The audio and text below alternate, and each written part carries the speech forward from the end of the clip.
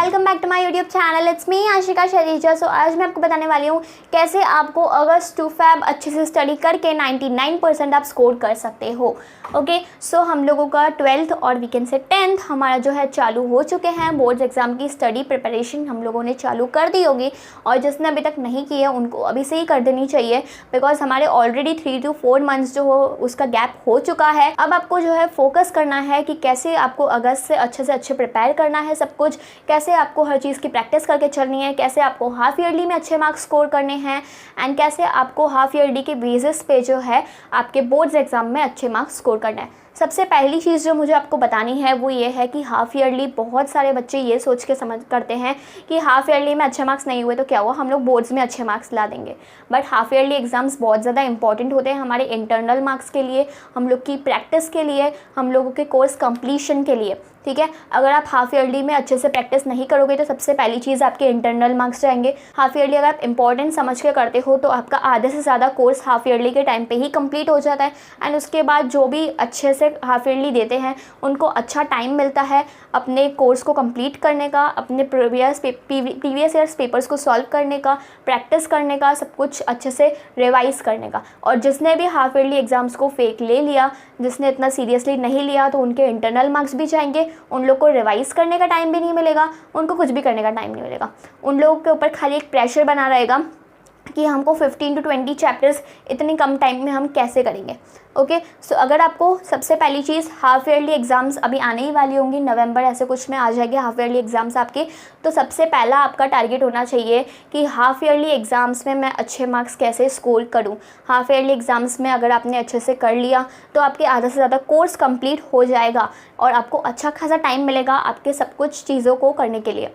ठीक है, सो हम लोग का अब जैसे कि बहुत सारे फेस्टिवल्स आने वाले हैं, अभी अपकमिंग में राखी आने वाली है, फिर गणेश चतुर्थी आएगी, फिर नवरात्रि आएगी और भी बीच में बहुत सारे फेस्टिवल्स आएंगे, तो उसकी आपको बहुत सारी छुट्टियां भी मिलेगी। बहुत सारी चीज़ें ऐसी भी होंगी जिसको आपको सेलिब्रेट करने का बहुत मन करेगा, बहुत सारी शादियों का टाइम होगा। ठीक है, सो अगर आपको उसमें अच्छे से इंजॉय करना है, अगर आपको वो चीज़ों को ख़राब नहीं करना है, तो आपको अभी से ही जो है अगस्त से ही आपको अच्छे से प्रैक्टिस करनी पड़ेगी। एक टाइम टेबल बनाना पड़ेगा कि इस टाइम पे मुझे उठना है तो उठना है, इस टाइम पे मुझे पढ़ना है तो पढ़ना है, इस टाइम पे मुझे सोना है तो सोना है।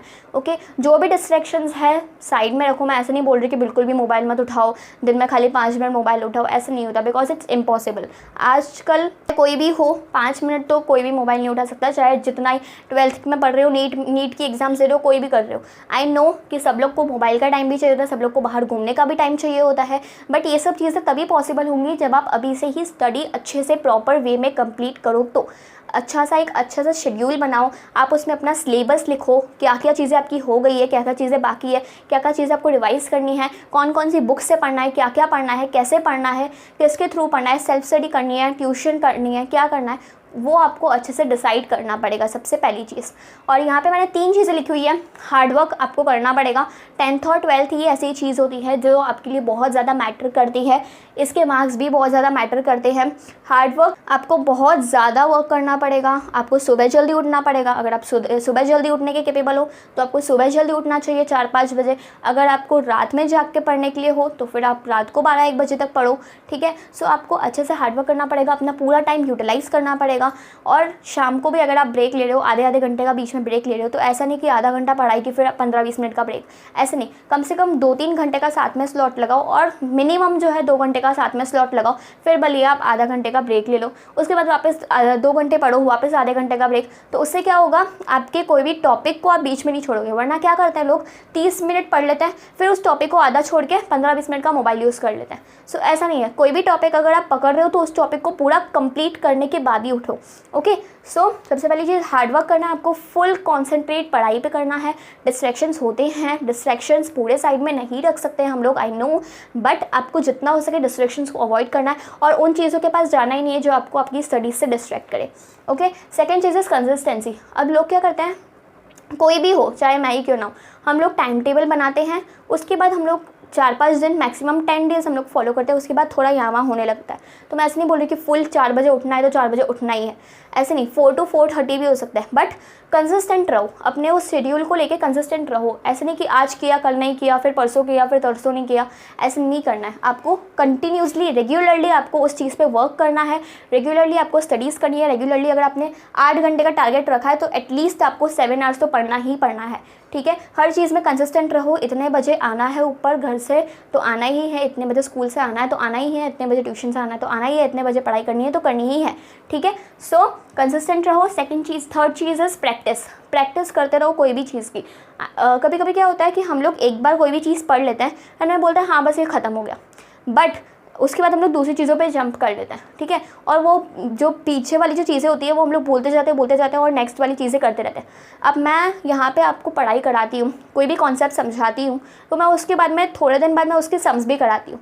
जैसे आपको जो भी पीछे चीज़ें आपने लोगों ने की है वो आपको याद रहे, वो आपको वापस रिमाइंड हो, ठीक है। सो प्रैक्टिस मतलब एक चीज़ कर दी तो ऐसे नहीं कि बाद में उसको वापस टच ही मत करो, प्रैक्टिस करो। सपोज़ अगर आपने 1 to 7 डेज़ में मंडे टू सैटरडे अगर आपने कोई भी टॉपिक को कोई भी सब्जेक्ट के अंदर जो किया है वो बैठ के संडे को सब कुछ रिवाइज़ करो कि आपने मंडे टू सैटरडे क्या किया है, ठीक है। सिमिलरली वापस मंडे टू सैटरडे बैठो, संडे को रिवाइज़ करो कि हम लोगों ने इस पूरे 6-7 दिन में क्या किया है, ठीक है। सो ऐसे करके आप प्रैक्टिस कर सकते हो अपनी चीज़ों का। प्रैक्टिस में अगर आपको सैम्पल पेपर सॉल्व करने हैं आप सैम्पल पेपर सॉल्व कर सकते हो, बट अभी किसी का भी कोर्स इतना अच्छे खासे से कंप्लीट नहीं हुआ होगा कि वो लोग सैम्पल पेपर सॉल्व करें। सबसे पहली चीज़ आपको हर एक चीज़ की कोई भी अगर आप एक्सरसाइज सॉल्व कर रहे हो, चाहे मैथ्स की सॉल्व कर रहे हो, या अगर आप अकाउंट्स का कोई भी एक सम कर रहे हो या अकाउंट्स का कोई भी एक चैप्टर कर रहे हो, कुछ भी कर रहे हो, तो आपको उस चीज़ की बार बार प्रैक्टिस करनी चाहिए, उसके रिलेटेड दूसरे सम्स भी करनी चाहिए, ठीक है। कि अगर सपोज़ अगर आपने एक चीज़ देख के की तो दूसरी चीज़ आप देखो कि अगर अब मैं ये चीज़ मैंने समझी है तो क्या मैं ये सच में खुद से इम्प्लीमेंट कर सकता हूँ,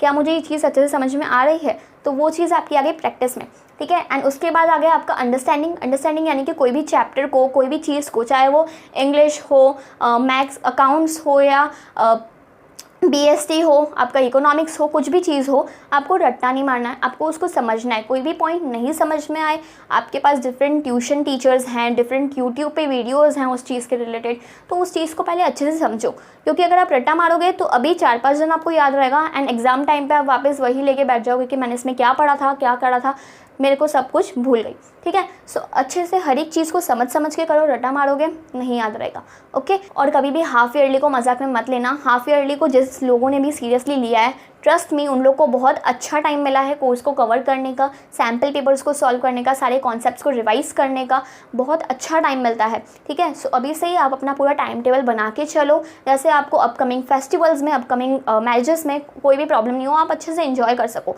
सो मैं ऐसे नहीं बोल रही कि पूरा दिन घर पर बैठ जाओ या घर पर पैक होकर बैठ जाओ, ठीक है, कहीं बाहर मत निकलो, शाम को जाओ बाहर आराम से फ्रेंड्स के साथ घूमो, बट एक टाइम होना चाहिए। ऐसे नहीं कि 2-3 घंटे बाद आ रहे हो, 2-3 घंटे हमारे फ्रेंड्स के साथ ही हम लोगों ने बर्बाद कर दिए, ठीक है। आधा पौना घंटा अगर आप अपने फ्रेंड्स के साथ माइंड रिफ्रेश कर लो तो भी चलेगा। ट्रस्ट मी, अगर आपने अभी से ही दिसंबर और तो फिर जैन तक भी मैक्स टू मैक्स सारा पोर्शन कंप्लीट कर दिया तो आपको सैम्पल पेपर सॉल्व करने के लिए मिनिमम 30 डेज़ तो मिलेंगे ही, ठीक है। और हर 30 डेज़ में अगर आप हर एक सब्जेक्ट्स का 4 to 5 सब्जेक्ट्स होंगे, हर सब्जेक्ट का अगर एक सैम्पल पेपर भी सॉल्व करोगे तो आप 30 to 40 sample papers easily solve कर सकते हो। इवन मैंने भी सॉल्व किए थे, ठीक है। सो इसलिए मैं बोल रही हूँ इतना ज़्यादा डिफिकल्ट नहीं है। सो ऐसे नहीं कि आपका फ्रेंड अगर आपको आके बोले कि है ना चल भाई हम लोग चल के पार्टी करते हैं ये वो, ठीक है, तो आप हर टाइम पे पार्टी में चले जाओ, 2-3 घंटे उसके साथ ही ऐसे बर्बाद करके आ जाओ। जस्ट बिकॉज हमारा 10th और 12th है, हम लोग को अपने पढ़ाई पे भी फोकस करना है, हम लोगों को अपनी कॉन्सेप्ट्स हमारी चीज़ों पर भी फोकस करना है, ठीक है। 10th और 12th के बाद तो आपको जो करना है आप करो, कौन बोलने वाला है, okay. I am pretty sure कि आपका ये जो भी पढ़ाई का कंप्लीशन है वो जैन तक हो जाएगा अगर आप अभी से ही अच्छे से पढ़ाई करना स्टार्ट कर दोगे। एंड सो अभी से ही आप पढ़ाई पे लग जाओ, फिर बाद में आपके सैम्पल पेपर्स भी इजीली सॉल्व हो जाएंगे, आपके कॉन्सेप्ट्स भी इजीली क्लियर हो जाएंगे एंड रिवीजन भी इजीली हो जाएगा। अभी आप पढ़ोगे ना तो आपको ये पता नहीं चलेगा ये भी आ सकता है एग्जाम में, ये भी आ सकता है एग्जाम में, बट जैसे ही आप अपने सैम्पल पेपर सॉल्व करना स्टार्ट कर दोगे ना आपको पता चलेगा कि हाँ ये चीज़ आ सकती है, ये चीज़ नहीं आएगी, ओके। आपको पता चलेगा कि पेपर पैटर्न क्या है, कौन सी चीज़ कितने मार्क्स में पूछी जा सकती है। सो वो सब चीज़ें समझने के लिए हम लोग को अभी से ही सारी चीज़ों पे फोकस करना पड़ेगा, अभी से ही हमारी पढ़ाई को कंप्लीट करने पे फोकस करना पड़ेगा, ओके।